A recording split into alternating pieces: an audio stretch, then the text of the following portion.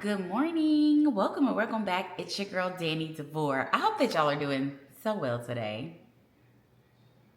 So well. I just want to come on here and just share this kind of story or just this experience that I had the other day at work. Yesterday that I had at work. And it just really solidified that sometimes, like, when you pray or you say things and you feel like maybe I'm complaining or maybe maybe I don't need to say this or whatever.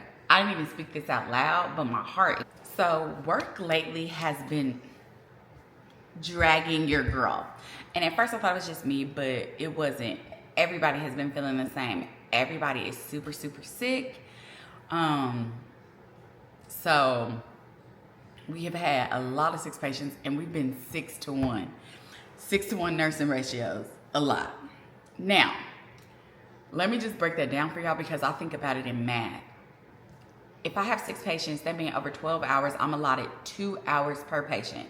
That means if I have to feed them, if I have to bathe them, if I have to clean them up, pass their meds, do my assessment, talk to their family, any of that, like 2 hours is allotted for each patient, which isn't a lot of time because when your patients are very sick, they need more from you. And sometimes it's not even physical stuff, but just emotionally, sometimes they need you because every family doesn't have the luxury to not go to work and take the time off and come and see their family at the hospital. Some people just don't have that luxury, or they can't work from home, or they can't work from these places.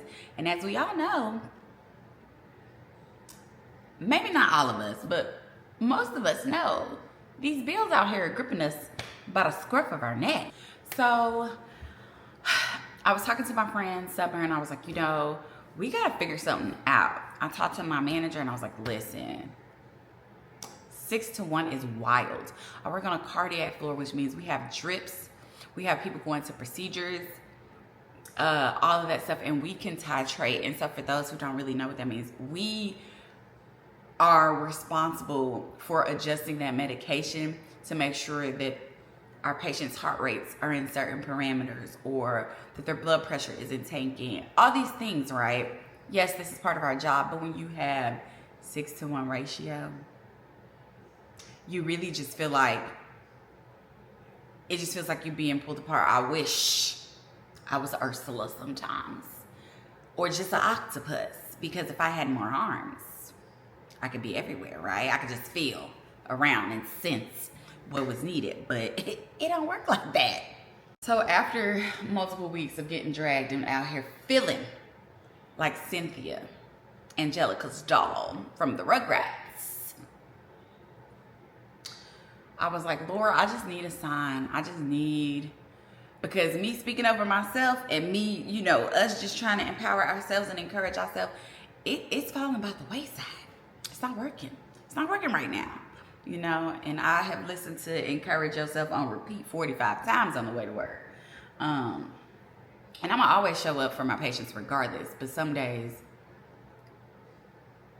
you be like, who set this up? Where's the camera? Where's Ashton? But, so yesterday, I had one patient that I've had before. I've had this patient multiple times. Family is very, very, very involved, which is amazing. I had another patient who, this is my first time having this patient. Family is also very involved.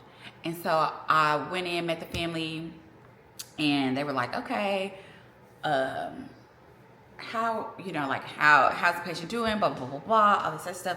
Oh, we had a good morning. We were a little confused, but we got it together. We rested for a little bit. Breakfast is about to come up, so I'm gonna do meds and breakfast and all of that at the same time. I don't know why I said that like that. Breakfast. I don't know. So about 8 o'clock, I go in the room. I'm like, hey, I saw you come in the room, because one thing when I see people go into my patient's room, I'm going too, because who are you?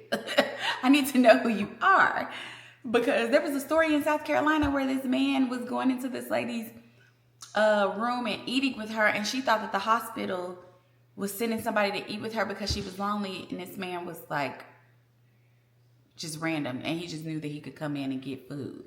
So baby, you ain't got to do all that. Just tell me you want a sandwich box. I don't care who you are. I'll pack you one. So go in the room, meet the family, all this other stuff. This is probably about 8 o'clock. So I'm in and out of the room, in and out of the room. So 10:30 rolls around, the patient goes to the restroom, got to get the patient cleaned up. And the daughter turns to me as I'm walking out and says, hey, can I just tell you something? And I was like, oh, yes, ma'am. What's up? You just have a beautiful spirit, and this is really your calling. And I love that you are walking in your purpose. When I tell you the feeling that that gave me, like I felt warm all over, because I feel like a lot of times some people can get just super hyper focused on everything that you're doing wrong. Well, at home we do it this way. Well, my dad don't like it this way. My mama don't eat it like that. And it's like, we are kind of, restrained to a lot of things as far as like diet, all that. We have these hard workers bring up the food, and we just make sure that they eat or try to help them eat, or we try the best of our ability while being constrained in this diet. 2 grams of sodium is not a lot. It's not a lot. They're not going to send up fluids on the tray if your family member is on a fluid restriction, because we're monitoring all of that. So just to have someone say, like, first of all, you have a beautiful spirit, it just really warmed my heart. It made me just feel so good. I was like, you know what this is? I am walking in my purpose. Thank you, Lord, because I really needed that, because some days I'll be like, is this my purpose? What, with the one eye open? Is it? Can I go do something else? Because if y'all didn't know, the job that I did before this, I was an operations manager, and I made way more money than being a nurse. Way more. And I don't know who be telling y'all that we just be making all this money now. Depending on where you stay, the cost of living and all of that. Everybody, I think, thinks California when they think nursing, like, oh, y'all making $60 an hour. Not down here in this red state that I live in. No, ma'am. So it was just so comforting and warm to hear, like, thank you, Lord. I really, really needed that. I really needed that. So then I go into the room of now mind you, that patient was a feeder, but the daughter was able to feed that patient. I go into the other patient's room, who I've had multiple times, and I had talked to the family on the phone after I fed that patient breakfast. Lunch came, and I had 3 feeders, so I'm trying to make sure everybody's set up. My one patient's family member was feeding them. The tech was feeding the other patient. So I'm like, I just want to make sure everybody is good before I go in here. So I'm like running into the door, and the daughter's coming out, and we run into each other. And I'm like, ooh. And she's like, who's supposed to be feeding my family member? And I was like, oh, it's me. I'm coming. I just needed a second to get everybody settled before I came in here, because this takes me 30 minutes to feed your family member. And the daughter was like, oh, okay, because I thought it was this person out here, and they were just talking. I was like, no, ma'am, it's me.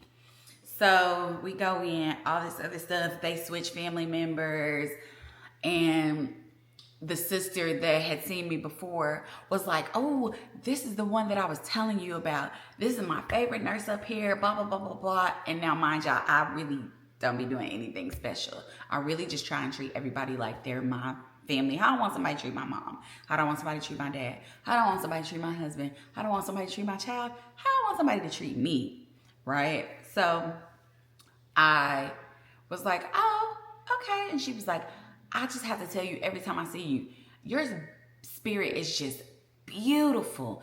Just beautiful. And I was like, okay, this is 2 times today. I said, Lord, I see what you've done here, because you knew that I was discouraged. You knew that in my heart, even though I hadn't really voiced it out loud, there were so many frustrations about what was going on, that just hearing these strangers tell me that just solidified that, I'm walking in my purpose, and this is what you want me to do. This is what you have called me to do.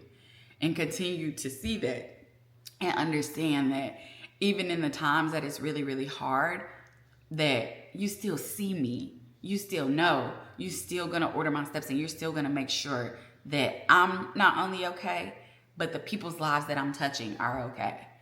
And I just was like, that is just, it just hit. It just hit for some odd reason. I apologize. My supervisor had to let everybody know. But yeah, it just, I don't know. It just really made me think just how amazing, like, a stranger can just touch your life by something so simple, because I don't know how to explain it. I don't, but that just made me feel, I guess, grounded in a sense. Just like, this is where you're supposed to be. This is where no amount of money, no amount of anything, but this is where you were called to be. This is where you were ordered to be. And so, I don't know, y'all. That just made me, I don't know. It just was amazing. So, I hope that y'all are having a great day. I hope that y'all understand. You may or may not understand that, but yeah. I appreciate y'all. Thank y'all for watching. I hope that y'all have a great week. Please like, comment, and subscribe. And we'll see you next time. Bye.